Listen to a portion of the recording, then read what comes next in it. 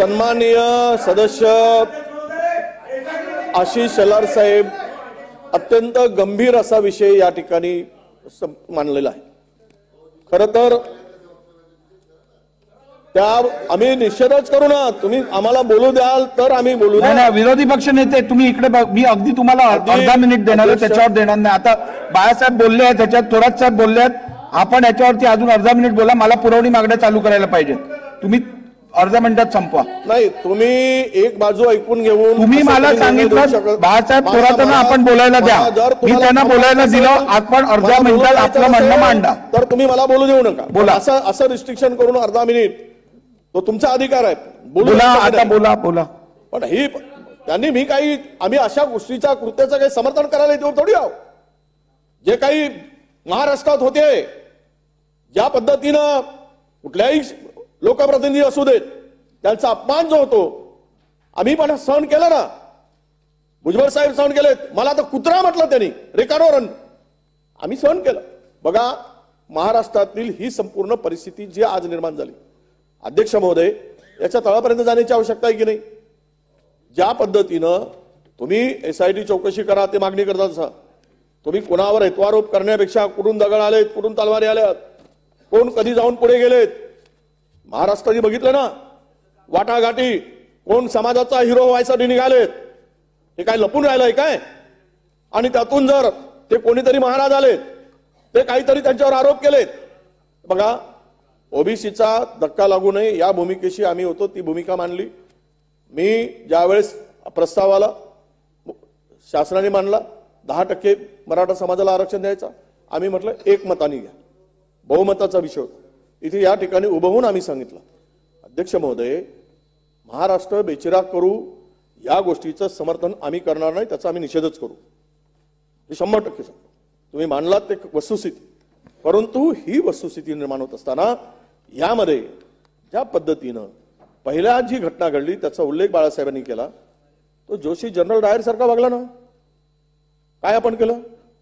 ज्या पद्धतीनं झालंय, कुठलाही समाज असू देत, कुठलंही आंदोलन असू देत, ज्या पद्धतीनं झालं तिथून गालबोट लागला, जे वातावरण महाराष्ट्रातलं दूषित झालं। काल परवा ज्या व्यक्तींनी त्याची चौकशी आम्ही मागणी करतो, चौकशी करा ना। थांबवलं कोण?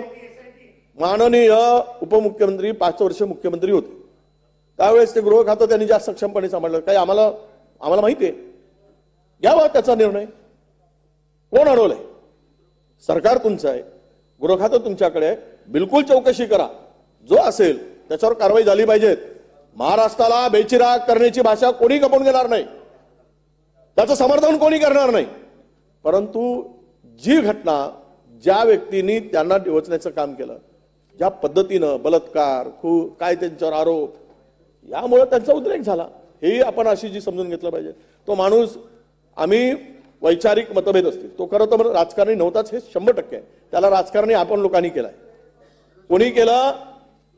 कोणी केलं राजकारणाची भाषा बोलायला, त्यांची हिंमत कोणी वाढवली, आता मला रेकॉर्डवर आणण्याची गरज नाही, हे सगळं महाराष्ट्राला माहिती आहे।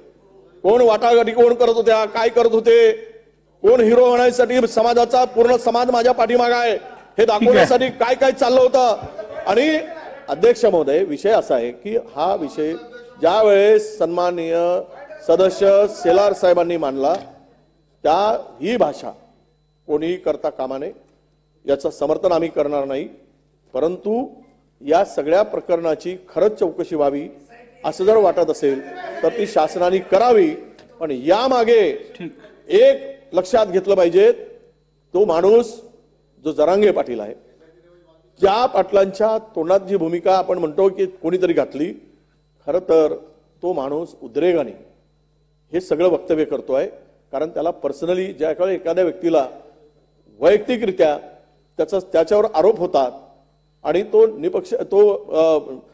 ज्यावेळेस समाजाचं हित घेऊन पुढे जातो, आम्ही आमच्या समाजाचं हित घेऊन पुढे गेलो, भुजबळ साहेब समाजाच्या हितासाठी लढलेत, याचा अर्थ असा नव्हे की कोणीतरी त्याच्या मागे शक्ती लागली, तर शोधा तुम्ही। विषय तेवढा येत नाही अध्यक्ष महोदय, विषय एवढा येतो, माननीय उपमुख्यमंत्र्यांना, मंत्री महोदयांना आमची मागणी आहे की ही जर यामध्ये असेल किंवा सामाजिक सलोखा कोणी बिघडवायचं षडयंत्र करत असेल त्याच्यावर कारवाईसाठी आमचं समर्थन आहे. परंतु एक आपण लक्षात घ्या की त्या सगळ्या प्रकरणामागे ही जी घटना घडते, त्यांचं आंदोलन पेटलंय, ते आज भाषा करतायत, ते कुणामुळे, कशामुळे, कोण करायला लावतंय हे सुद्धा शोधण्याची आवश्यकता आहे. हे बघा, जे बोलायला टीव्हीवर आलेत ना पोपटपंची, तुम्हाला माहित आहे त्या जरांगे पाटलावर वैयक्तिक टीका करणारे, त्यातून जो उद्रेक झाला ती कोणाची माणसं आहेत, त्यांना पर्याय कसा उभा केला गेला हे सुद्धा अध्यक्ष महोदय शोधलं पाहिजे, ही आमची मागणी आहे.